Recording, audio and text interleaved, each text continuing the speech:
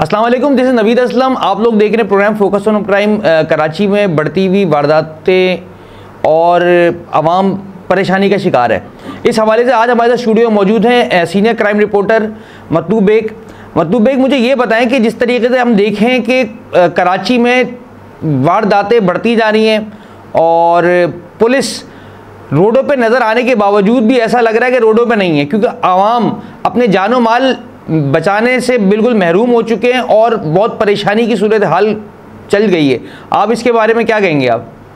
जी बिल्कुल, देखें Naved, last programme जो है वो मेरे ख्याल में मेज़बान कमाल थे, तो उस प्रोग्राम में मैंने स्ट्रीट क्राइम के हवाले से जो है वो वाज़ेह तौर पे ये बताया था कि कोरंगी डिवीज़न जो है वो इस वक्त नंबर 1 है स्ट्रीट क्राइम के हवाले से, जहाँ पे वारदातें बहुत ज़्यादा हो रही हैं। लेकिन उसके बाद ही फ़ौरन जो है, जब ये सितंबर का महीना शुरू हुआ है और 1 सितंबर था, तो शहर के अंदर जो है वो ऐसा लगा जैसे एक टारगेट जो वारदातें हैं स्ट्रीट क्राइम की, वो ऐसा लगा जैसे किसी ने बटन जो है वो शहर में ऑन कर दिया है।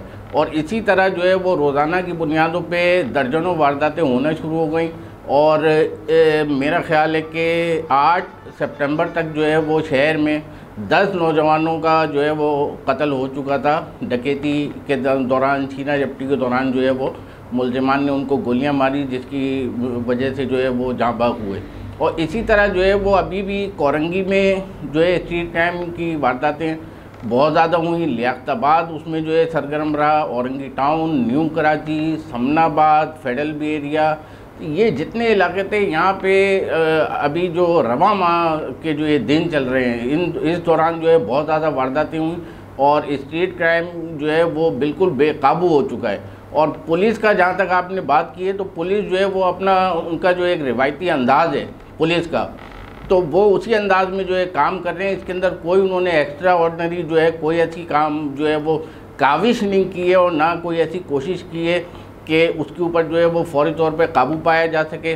बस 2-3 जो है वारदातें ऐसी हुई हैं जहाँ पे जो है वो, जैसे जो है वो आज भी जो है एक मुलजिम को वहाँ कोरंगी पुलिस ने जो है पकड़ा है, जिसने डकैती के दौरान मदामत पे एक शहरी को कत्ल किया था। जबकि तैमूरिया के इलाके से भी उजरती कातलों के गिरोह के सरगना को जो है पकड़ा गया है कि उसके गिरोह के अंदर जो है वो 3 टारगेट किलर जो है वो शामिल थे, जिन्होंने शहर में जो है वो सुपारी लेके कत्ल करने का एतराफ़ किया है। और जो है वो एसएसपी सेंट्रल ने उस मुलजिम की जो है वो गिरफ़्तारी दायर की है। लेकिन स्ट्रीट क्राइम के हवाले से जहाँ तक बात है, तो अभी तक कोई मौसर इक़दाम जो है वो दिखाई नहीं देते हैं। अच्छा, मुझे ये बताएं मतलूब बेग साहब कि पुलिस की हिकमत अमली क्या होना चाहिए कि जिसकी वजह से जराइम के ऊपर और ये टारगेट किलिंग के वाक़यात हैं, छीना झपटी, मोबाइल स्नैचिंग, ये मतलब जो अवामुन नास तक डायरेक्ट हिट करता है, उसके हवाले से क्या पुलिस की हिकमत अमली होना चाहिए कि जिसकी वजह से इन चीज़ों पर काबू पाया जाए?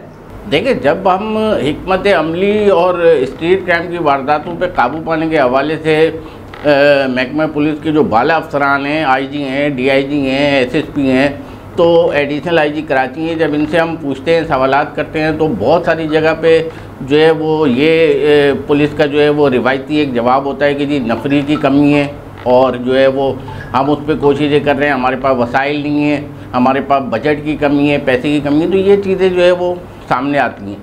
जबकि देखा जाए तो इस वक्त पूरे सिंध में 80,000 से ज़ायद जो है वो पुलिस की नफरी इस वक्त काम कर रही है।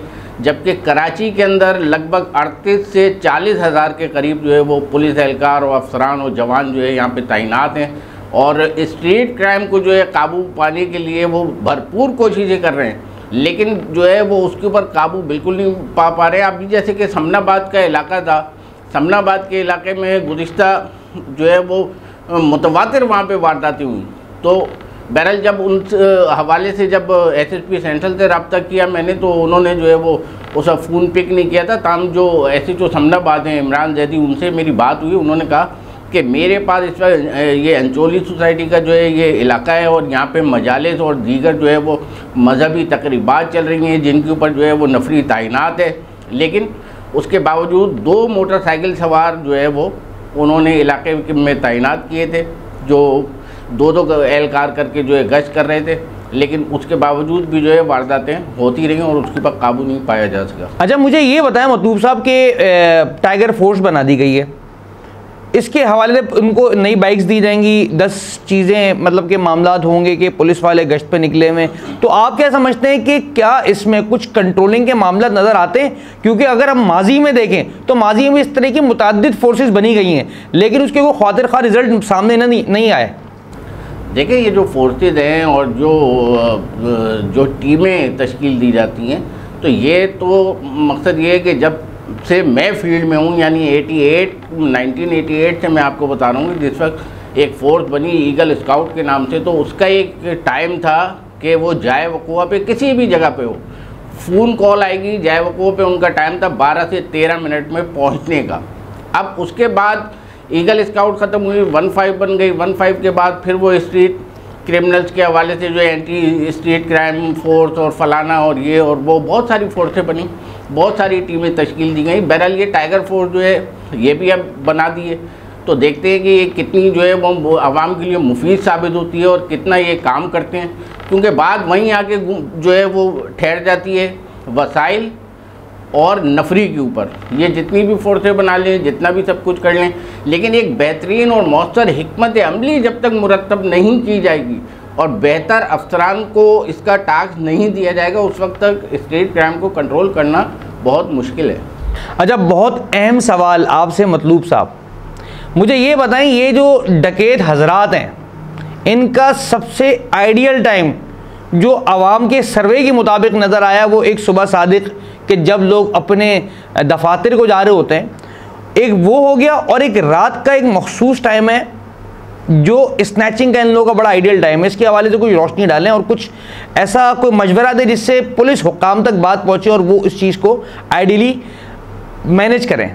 देखिए, ये जो आपने इस वक्त जो बात की है ना कि इनका जो है वो पसंदीदा टाइम होता है या वो वक्त होता है, तो मैं आपको बताऊं कि दर्जनों बार ये बात सामने रखी जा चुकी है, क्योंकि ये टाइम एक तो ये कि सुबह का वक्त जो है वो एक तो ये रोडों के ऊपर सन्नाटा होता है। दूसरी बात जो इसमें मेन टेक्निकल पॉइंट है, वो स्ट्रीट क्रिमिनल्स को ये पता है कि जो नाइट ड्यूटी करते हैं पुलिस एहलकार, वो सुबह उनकी बदली होती है।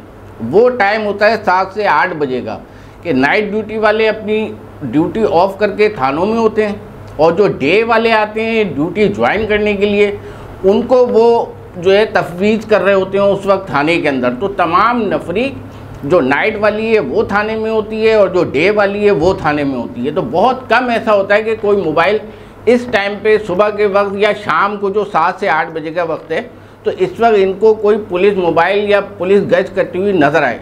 उसकी वजह मेन यही है कि ये ड्यूटी टाइमिंग तब्दील जो होती है उस वक्त नफरी ज़्यादातर थाने के अंदर मौजूद होती है।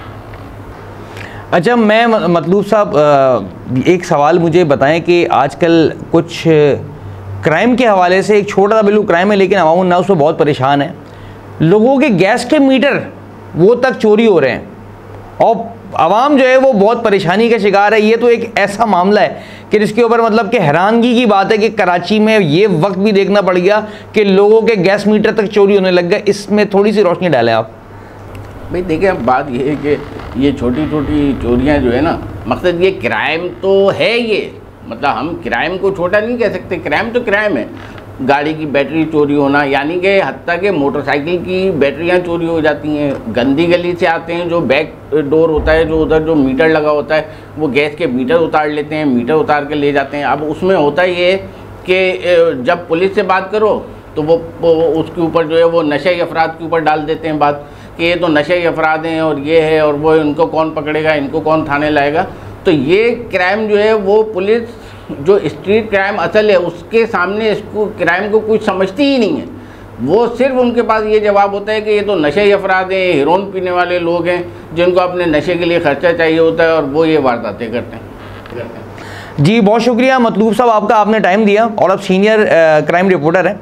मतलूब साहब बहुत अच्छे मशवरे दिए और आपने सही तरीके से रोशनी डाली और मैं इस प्रोग्राम के तवज्जुह से आला हुकाम से ये मुतालबा करता हूँ कि खुदारा इन चीज़ों को देखे अपनी पॉलिसीज़ को रिविजिट करें, उनको रीडिज़ाइन करें, क्योंकि आवाम जो है वो उनमें बड़ा शक व शुबात, बहुत परेशानी और अब नहायत मतलब गमगीन सूरत हाल हो गई है आवाम के साथ। तो आवाम जो है इस हवाले में आला हुक्काम से बार बार मुतअद्दिद बार गुजारिशात कर चुकी है कि कोई ऐसा मरबूत इसका हल और निज़ाम निकाला जाए जिसकी वजह से सुकून का सांस लिया जाए। क्योंकि यहाँ पर तो ये मामला हो जो घर से बाहर निकलें तो लुड़ियाँ घर में दाखिल होते वक्त लुड़ियाँ, सुबह आप दफ्तर जा रहे हैं तो उस वक्त आपको कोई भी छीन के लिया। मतलब ऐसा लग रहा है कि हमारा कोई वाली वारिस ही नहीं और बिल्कुल शहर लावारिस हो चुका है।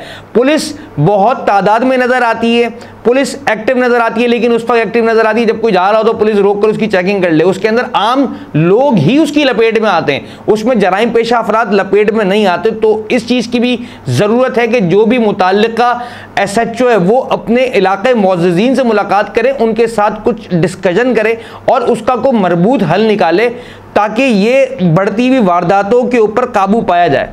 बहुत शुक्रिया।